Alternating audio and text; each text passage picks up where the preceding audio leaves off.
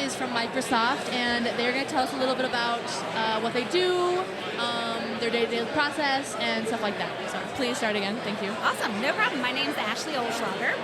My pronouns are she, her, and I sell Microsoft 365. You probably have heard Word, Excel, PowerPoint to Best Buy.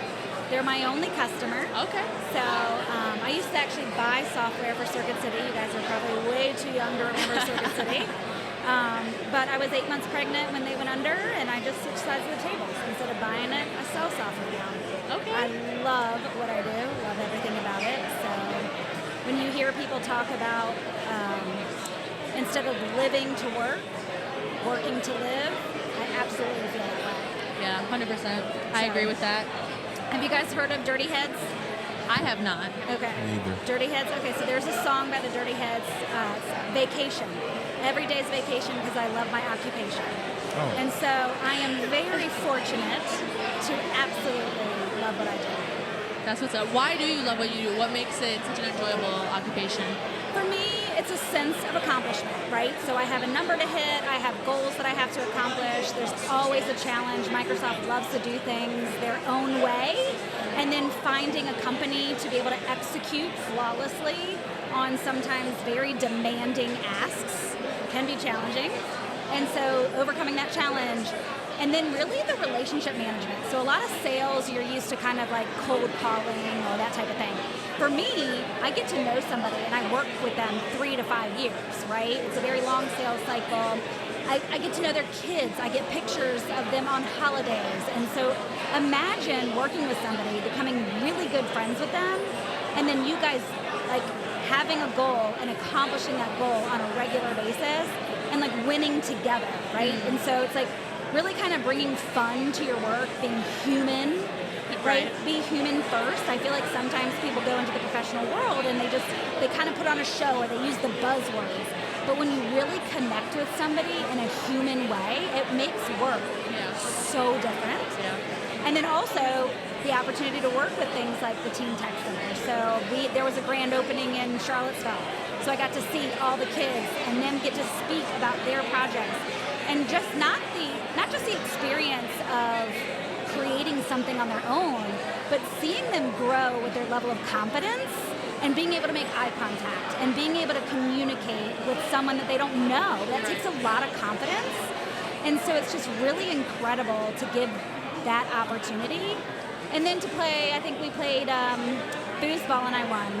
I'm not one of those people that lets a kid win. I mean, you gotta earn it. You gotta come correct. So being at the charity classic and the coaching, what's the significance of the gathering? Why is it important to you? So, over the last 3 years, Microsoft has done a lot more to invest with Best Buy and the Teen Tech Centers. So, for example, Augustus is going to come speak to you guys soon. He has worked through like Philanthropy Network to develop specific content. Inside Out 2, have you heard of it? Yes. Yeah. He worked directly with Disney, directly with Best Buy's Teen Tech Center to develop unique content just for Best Buy's Teen Tech Centers.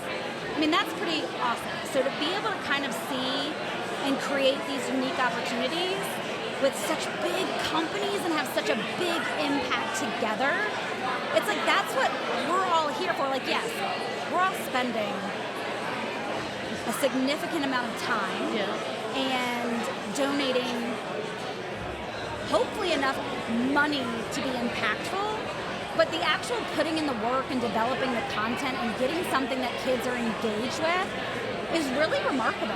And to be a part of a company that's doing something so big like that, it's bigger than ourselves, it's just kind of fun to see it play out and see everybody come together, because what we're developing wouldn't be possible if we didn't have kids there and local volunteers and local Teen Tech Centers to give their time to be able to bring this content forward. And like one of the things that they're doing too is the NASCAR, like a sponsorship with NASCAR. Well, how many kids go to a Teen Tech Center and go, I can't wait to do physics because I'm going to learn physics to develop gaming around NASCAR. Right. Who would have thought? I wouldn't have thought that growing up. Yeah. And then all of a sudden physics seems cool because now I get to literally design a game that leverages my skill set as physics and just expands their mind. Like as children, like we don't know what we don't know, Right. right? Like we only know what we're exposed to, and so really getting to have an instrumental opportunity to open their eyes to what's really possible and what's out there. I don't know, it's just very rewarding. So I'm glad we have this type of opportunity. Mutually beneficial, don't get me wrong, all these vendors are getting to develop relationships with people that they do business with. Right. But at the end of the day, when you're here for the right reasons and you see the work that comes to life, and you see these kids with like their confidence of coming on stage, like tomorrow they're performing. And how amazing is that? You know, like when are they going to have an opportunity to stand in front of that many professionals and have the bravery to do that, their original music and their performance, and we're all just dying to see it. Right. You know? Yeah. That makes sense. Can you tell me a little bit about like, because I know you've been talking a lot about teen tech centers and sound like you're very passionate about that. What advice would you have for teenagers going to tech centers who are new to tech centers or who have been there for a while, just about figuring stuff out for themselves and about like resources other than just showing up and using, you know, a computer to do a homework assignment? I think that's a great question, and it really is try new things, right? Like, don't be afraid to make mistakes. Don't just do what you think you're good at, because you might miss out on an opportunity to learn something that you actually really love and are passionate about that's bigger than anything you could imagine. Like, why not try something new when they have the opportunity for you to do that very low risk? Yeah. Right? Like, what do you have to lose if you try stop motion, or if you're trying DJing, or you're trying to do a 3D model of a design of a building that you might want? What's the worst that could happen? You waste some 3D ink? Well, you know what? Hey, try again. Right. Or you didn't like that? Try something different. Like, find something that you can get passionate about, even if you're not good at it at first. If you find something you're passionate about, you'll become naturally curious about it, and you'll be really good at it. Yeah. And then maybe it evolves into something bigger, right? And I know that there's a big initiative with Best Buy of channeling that talent that we're working within the teen tech centers to develop job opportunities. And so, yeah, I mean, it's just, don't be afraid to leverage the opportunities that get put in front of you. Right. Don't be afraid. Nice. What I like happens that if you advice. fail? I like that advice. Do you have any follow-up questions? Final questions? Give it to me, Gavin. Final question. So, being that you are a woman in like a predominantly male industry, how important do you feel diversity is in your work industry? Oh, that is a great question. And I'm going to throw a lot of buzzwords at you, okay? Diversity of thought and a seat at the table. So what I mean by that is if you want the best outcome, one, you have to have self-awareness that you don't know everything. Whether you're male, female, however you identify, you do not know everything.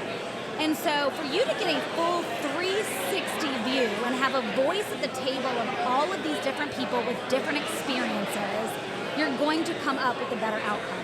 And what I mean by that, for example, I work for M365, and let's say I want to launch a new product in the store. I work in a corporate office. I'm rarely in a Best Buy selling to average consumers.